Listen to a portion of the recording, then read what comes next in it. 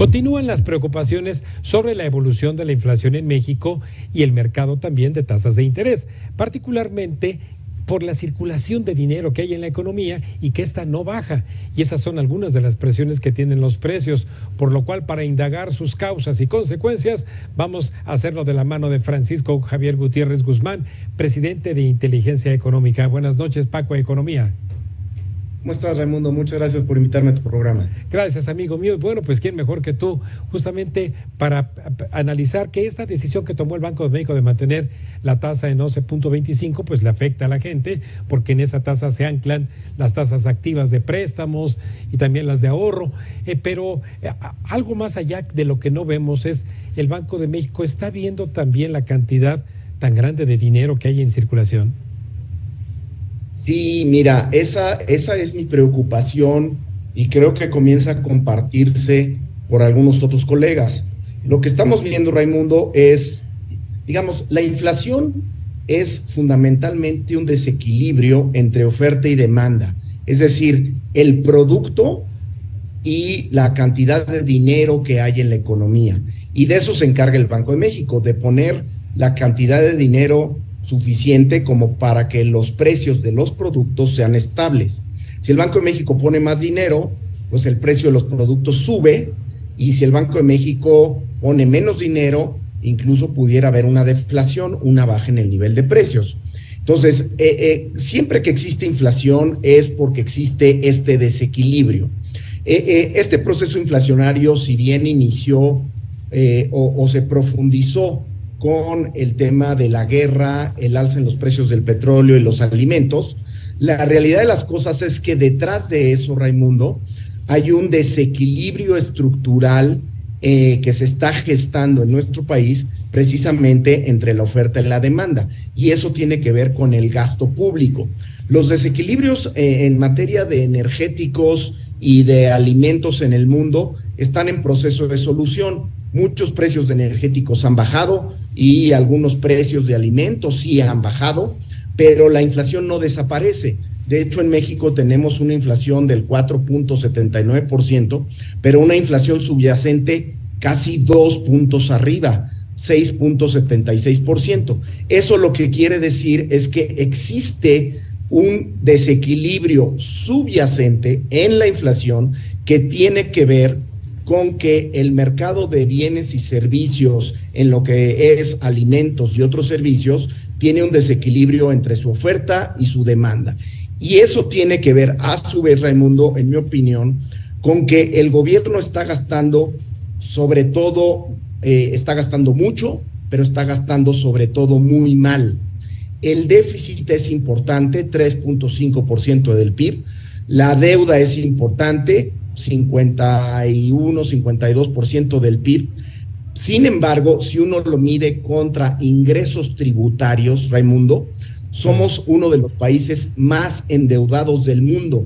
No nos queramos comparar en términos de comparativo al producto y querer decir que Estados Unidos está al 120% del PIB y como nosotros estamos al 50%, estamos bien. No, el déficit y la deuda se mide contra los ingresos tributarios y en ese sentido somos uno de los países más endeudados. Entonces, lo que está ocurriendo, Raimundo, es que el gasto público, voy a decir, el malgasto público no está generando crecimiento por el lado de la oferta y sí está generando mucha demanda y consumo por el lado de la demanda. Es decir, el gobierno quita impuestos o se endeuda, quita dinero a la economía, lo gasta improductivamente y ese gasto improductivo no genera más inversión, no genera más producto, genera solo más consumo y eso es lo que subyace en la inflación,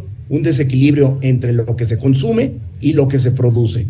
Eso quizás ahorita no es muy grave en términos de los niveles. Lo grave, Raimundo, es que llegó para quedarse.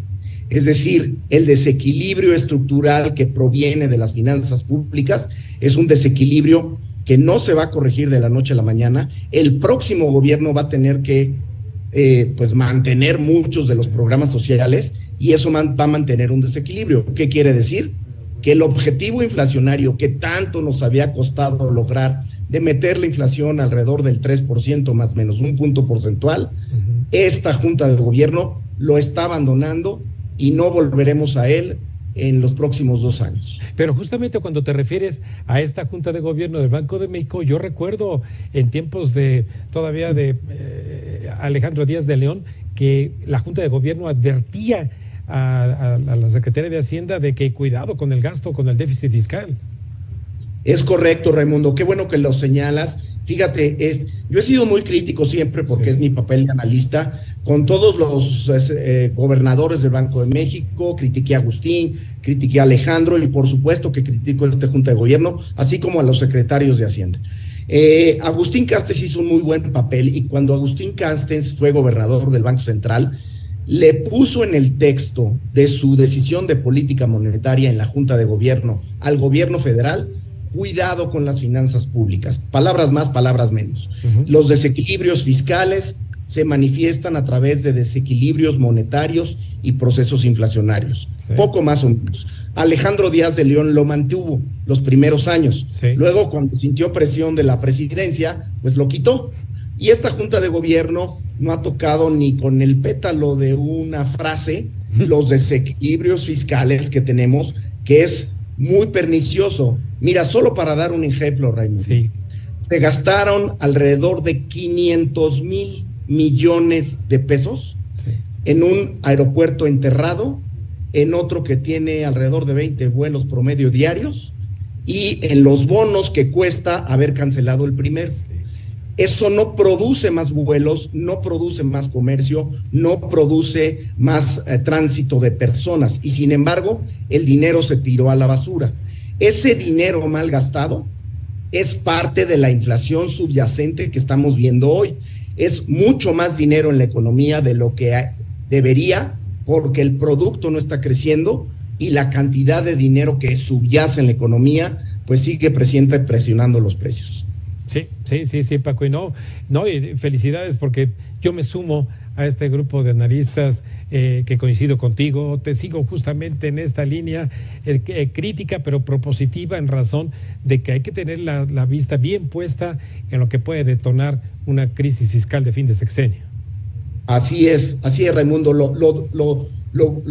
digamos, lamentable de esto es que va a ser muy difícil, muy difícil que cualquier candidato que llegue a la presidencia, sea del oficialismo o sea de la oposición, quite programas sociales. Pues sí. Y entonces tenemos un problema de muy largo plazo, un problema estructural. Eso es lo grave de esto. La inflación llegó para quedarse, puede que vaya a la baja, sin embargo, se va a mantener elevada por mucho tiempo más. Pues ahí estaremos de la mano de tu análisis, mi querido Paco. Como siempre, te agradezco muchísimo, amigo mío, y esta es tu casa.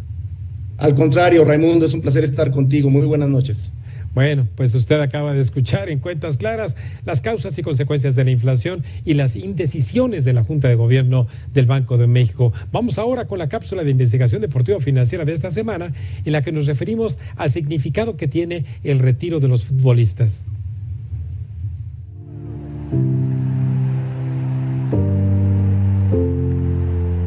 En la carrera deportiva de cualquier profesional se afrontan diversos momentos donde a grandes rasgos se pueden identificar 3 etapas: el comienzo amateur, la cima de su carrera y el retiro. Sin embargo, no todos los deportistas corren con la misma suerte y alcanzan grandes ingresos y fama en su trayectoria. Además del hecho que cada persona toma diferentes decisiones y enfrentan finales muy diversos. El fútbol soccer nos muestra grandes historias y un ejemplo de ello nos lleva a referirnos a un alto de los mejores de todos los tiempos y de los casos más exitosos de cómo vivir después de su carrera deportiva. Pelé.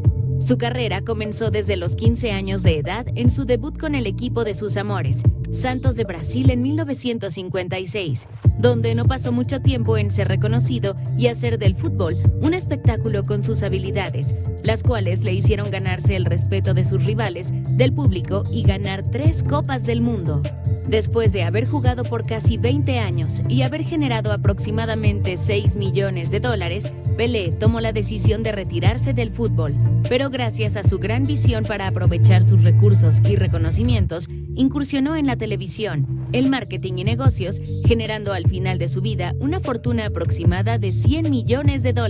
Sin duda alguna, el mundo lo extrañará, no solo por sus hazañas, sino por su gran carisma.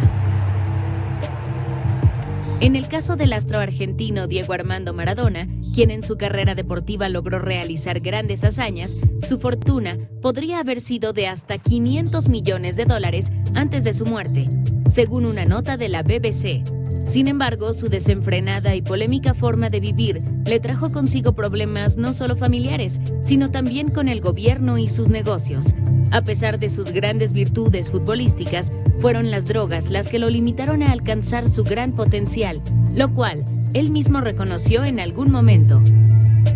Actualmente los aficionados del fútbol soccer empiezan a darse cuenta que sus grandes ídolos comienzan a perder la chispa que antes los hacía brillar, como lo es el caso de Cristiano Ronaldo, que ha migrado al fútbol de Medio Oriente a comienzos de 2023 y que decidió abandonar la oportunidad de continuar jugando en clubes europeos a cambio de aceptar una propuesta de $200 millones por año del club Al Nassr de Arabia Saudita. Muchos han criticado su decisión, pero siendo realistas, él es consciente de su destino y sabe que otro equipo no podría ofrecerle lo mismo en los últimos años que le quedan de fútbol. Dicha decisión no solo le dará todo lo que necesita, sino también todo a sus descendientes, pues ya posee $500 millones estimados de fortuna, además de gozar de gran salud y una clara visión de negocios.